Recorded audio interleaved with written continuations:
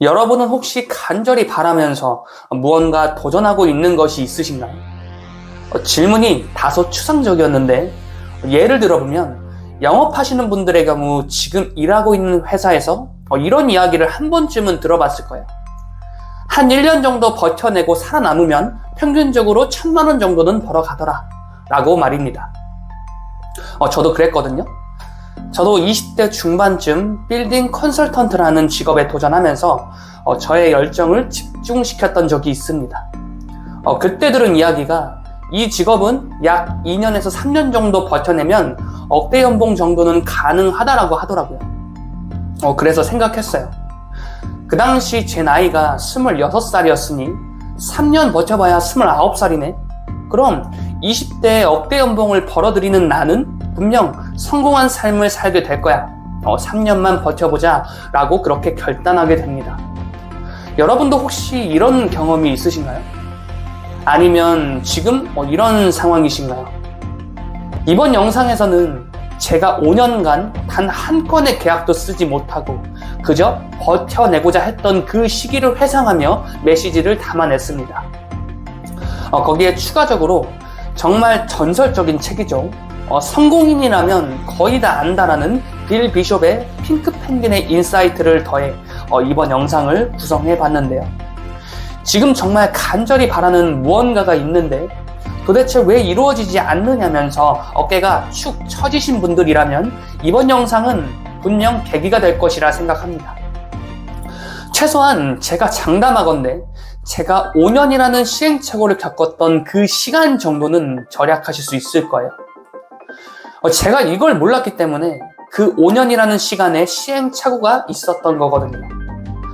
그리고 이 차이를 깨달은 이후에 영업 성과로는 2022년엔 개인 외형 매출 40억을 달성하면서 개인 영업사원의 커리어를 그렇게 마감하게 되었고요. 2023년엔 나의 인사이트를 책으로 만들어야겠다라고 생각하면서 그렇게 도전하기로 한 지 2달 하고도 21일 만에 저의 책이 이 세상에 태어나게 됩니다. 책에 대해 아무것도 몰랐던 제가 책 쓰기로 마음 먹자마자 이루어낸 성과였어요. 자, 다시 돌아와서 빌 비숍의 핑크 펭귄에서 전하는 인사이트는 다음과 같습니다. 여러분 펭귄 아시죠? 지금 당장 펭귄을 떠올려 보라고 이야기한다면 대부분 별 문제 없이 추운 바다 위에 얼음판 위에 있는 펭귄 무리의 모습을 떠올리실 수 있을 거예요. 그런데 실제로 그 펭귄의 대부분은 모습이 비슷비슷하게 생겨서 펭귄 자신들마저 자신의 짝이 누군지 헷갈린다라고 하더라고요. 그래서 만약 여러분이 떠올린 그 펭귄 무리에서 어떤 펭귄 하나를 특정해서 지목하기는 굉장히 어려울 겁니다.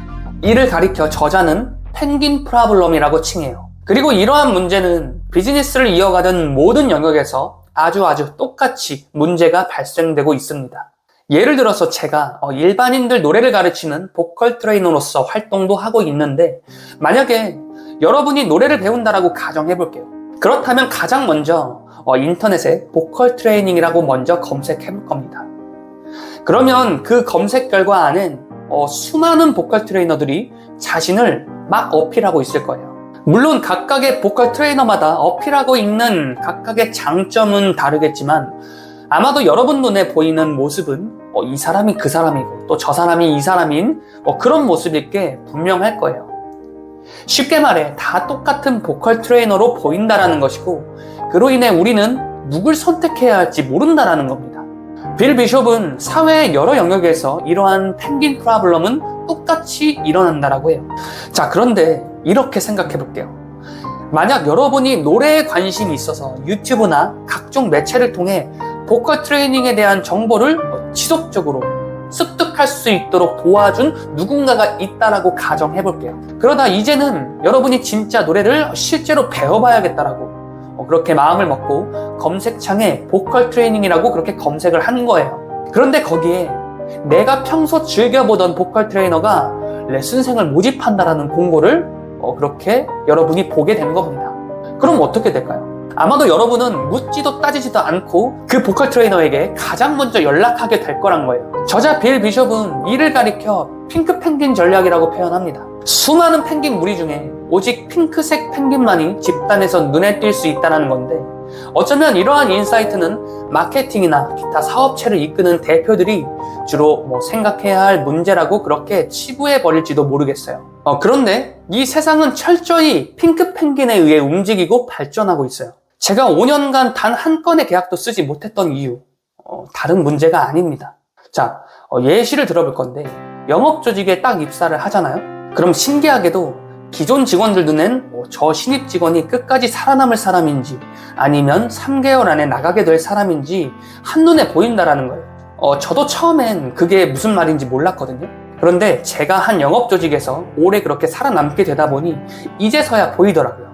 그리고 그들은 정말 핑크 펭귄이라 불릴만 했습니다. 영업조직에 뛰어드는 대부분의 사람들은 큰 돈을 벌고 싶다라는 생각 하나로 업에 뛰어들어요. 그러다 보니 조직의 약 90%는 시간 때우듯이 일을 하게 됩니다. 아침에 출근해서 업무 준비를 한답시고 커피 한 잔 사러 가고 점심엔 또 모여서 다른 사람들의 영업 노하우를 또 들어야 하니 또 3, 3, 5 모여서 그렇게 수다를 떨게 되는 거죠. 그렇게 또 2, 3시가 됩니다. 그리고 본격적으로 이제 영업을 시작하려고 하는데 대부분 또 안 해요. 오늘은 잘 안 된다. 이렇게 말하곤 또 그들끼리 모여서 잡담하기 시작합니다. 정말 영업조직에 들어가면 80%에서 90% 정도는 이러한 패턴으로 일을 해요. 아마도 관리자 눈엔 그들은 똑같은 펭귄, 그 이상 그 이하도 아닐 겁니다. 그런데 그 중에서도 유독 눈에 띄는 사람이 있어요. 아침에 출근하면 가장 먼저 출근해 있어요. 항상 먼저 사무실에 나와 있더라고요. 그리고 오늘 해야 할 일을 체크하고 오늘 하루를 전체적으로 또 그려보기 시작합니다. 그리고 업무 시작과 동시에 공격적으로 영업에 집중 몰입하기 시작해요. 누가 밖에 나갔다 오든 그분은 항상 자기 자리에 앉아서 자신의 업무에만 집중 몰입하고 있더라고요. 영업사원들 무리에 딱 이런 사람이 껴있잖아요. 그럼 그냥 보여요. 저 사람은 될 사람이다. 이런 게 그냥 보이더라고요. 그리고 실제로 그분은 그 현장에서 1위를 하며 약 8개월 동안 2억 원 정도를 벌어가시더라고요. 저의 경우를 돌이켜봐도 마찬가지입니다. 제가 5년간 단 한 건의 계약도 쓰지 못했을 땐 딱 앞서 제가 말씀드린 대부분의 영업사원들과 똑같이 움직였어요. 출근해서 오늘 하루 피곤하다부터 시작해서 카페 가는 게 일이에요.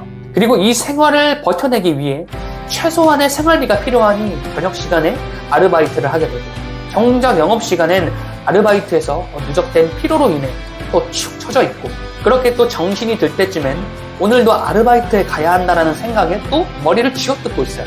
그러니 당연하게도 계약은 나올 수 없었습니다. 하지만 제가 수천만 원의 빚을 지고 다시 영업판에 뛰어들었을 땐 모든 게 달랐어요. 정말 이달 안에 계약을 쓰지 못하면 정말 막막한 현실을 그렇게 생각을 하니 누가 뭐래든 영업 활동에만 온 신경을 집중 몰입합니다. 그리고 하나씩 내가 해나가야 할 그 일을 하기 시작해요. 그리고 그 결과 입사한 지 일주일 만에 첫 계약을 달성하기 시작했습니다.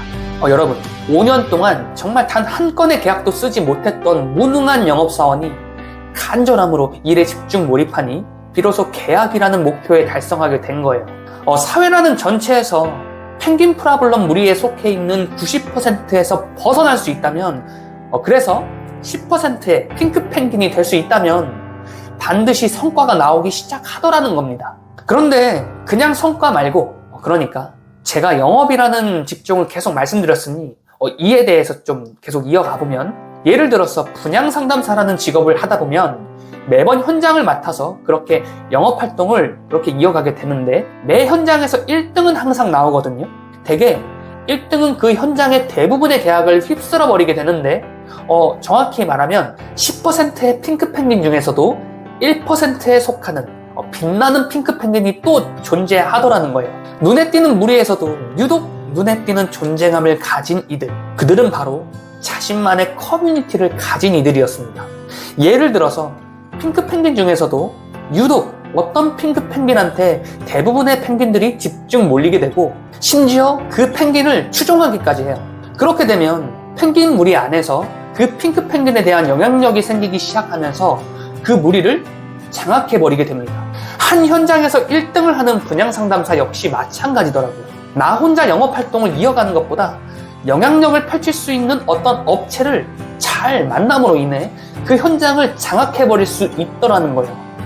게다가 보컬 트레이너 역시 마찬가지입니다. 특히 요새 유튜브가 자신의 영향력을 키우는데 최적화된 플랫폼이 되었죠. 대형 구독자를 보유한 보컬 트레이너의 경우 한 시장을 휩쓸어버리는 그러한 영향력이 생기기에 기타 타 보컬 트레이너가 넘볼 수 없는 진입 장벽을 만들어버리기도 합니다.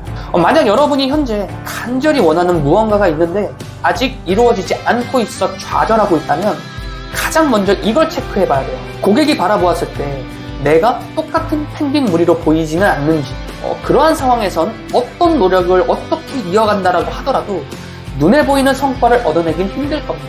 나만이 가질 수 있는 차별점을 가질 수 있어야 한다는 것이고, 여기에 추가로 이 차별점을 무기로 하여 나만의 팬덤 또는 커뮤니티를 만들어낼 수 있다면 핑크 펭귄을 넘어 빛나는 핑크 펭귄의 영역까지 갈 수 있다는 거예요.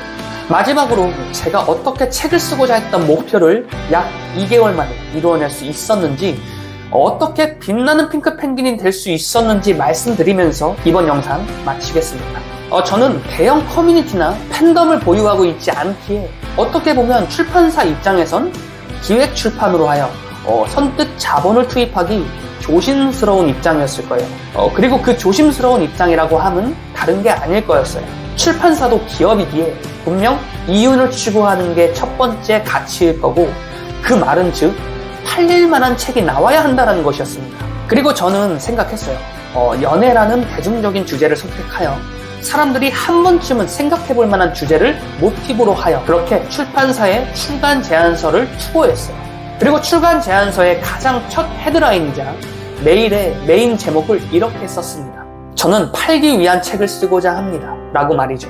아마도 출판사 입장에서는 가장 핵심적인 메인 주제이기 때문에 최소한 한 번 정도는 저의 제안 메일을 쳐다는 볼 것이라고 가정했고, 그리고 제안서 안엔 이 책을 어떻게 팔 것인지 그것을 구체화한 목록 몇 가지를 함께 기재하여 출판사에 그렇게 투고를 했던 겁니다. 결과적으로 저의 제안 메일은 총 2개의 출판사에서 승낙하여 기획 출판 제안을 보내주셨고요. 결과적으로 2달 하고도 21일 만에 저의 책이 출간되게 되었습니다.